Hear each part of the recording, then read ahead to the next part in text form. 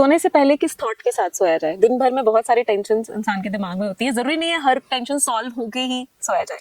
आपका पूरा जीवन डिसाइड करती है आपकी रात। जैसा सोचोगे वैसा ही होगा, क्योंकि ब्रह्मांड को केवल एक ही शब्द आता है, तथास्तु।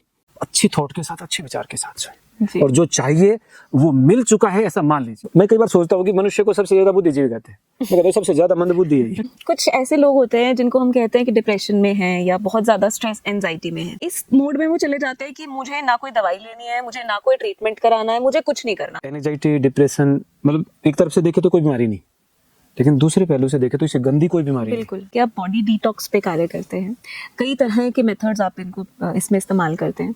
तो एनीमा के बारे में हमने बहुत सुना है। एनीमा को संजीवनी बोलते हैं, तो मैं जब भी संजीवनी बोलूं तो दर्शकों से निवेदन वो एनीमा ही समझे। तो अगर आप थोड़ा पीछे मुड़ के देखेंगे तो जो हमारे ऋषि मुनियों के टाइम पर इसको वस्ती क्रिया बोलते थे। आपने कभी किसी पक्षी को नहाते हुए देखा? वो वस्ती क्रिया करते हैं। हमारे जो ऋषि मुनि थे वो पहली बात तो कच्चा खाते थे, ज्यादा मल होता ही नहीं था अंदर, लेकिन फिर भी वो वस्ती क्रिया करते थे। मेरी माँ जो आज से 3-3.5 साल पहले बात करूँ तो जो 76 साल की थी, 3.5 साल पहले, आज वो 50 साल की होगी।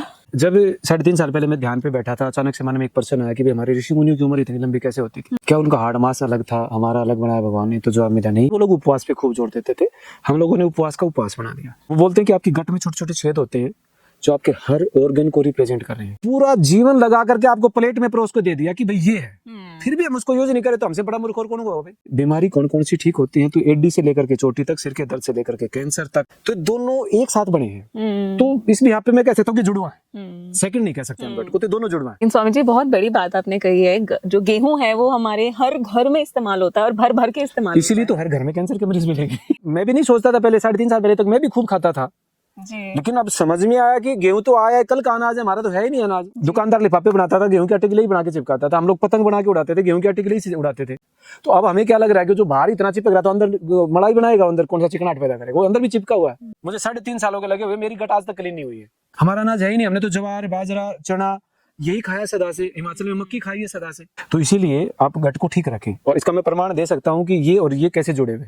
कोई डिप्रेशन का या एंजाइटी है, ओवर थिंकिंग है जिस बच्चे को, उसकी बात कभी मत काटिए, ये बहुत जरूरी है। मैनर्स के नाम पे हमने बहुत सारे बदलाव कर दिए, जैसे कि पहले हम हाथ से खाना खाते थे, अब हम चम्मच से खाते हैं। पहले हम जमीन पे बैठ के खाते थे, अब हम डाइनिंग टेबल पे बैठ के खाते हैं।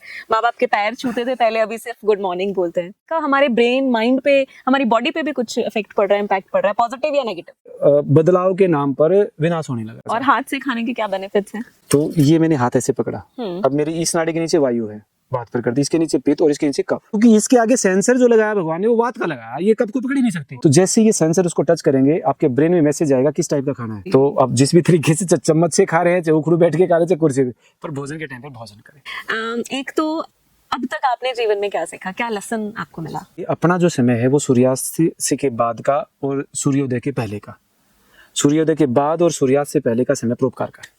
और एक चलते चलते एक थॉट जो क्योंकि बहुत सारे लोग जो हमें देख रहे हैं वो किसी न किसी बीमारी से ग्रसित है, तो उनके लिए एक थॉट जो उनके जीवन को बदल सकती है, उनकी बीमारी को उनसे बिल्कुल दूर कर सकती है। हर दिन हर तरह से मेरा जीवन बेहतर और बेहतर और बेहतर और बेहतर होता जा रहा है। बहुत सारे उदाहरण ऐसे हैं, केवल मैनिफेस्ट करके वो लोग ठीक हो गए। बाहर की दुनिया अलग है, हमारी घर की अंदर की दुनिया अलग है। हमने अपनी बाहर की दुनिया को मान लिया कि हमारा वास्तविक जीवन है, कि बाहर जी बहन जी भाई जी सर, जी मैडम, जी फलाना, हंस के बात करते हैं सबसे। जैसे ही घर की चौखट के अंदर रखते पता नहीं क्या हो जाता है। सभी प्लानिट आयुर्वेदा के दर्शकों से निवेदन करूंगा कि अपने जीवन को एक बना दो, दोगला मत जियो।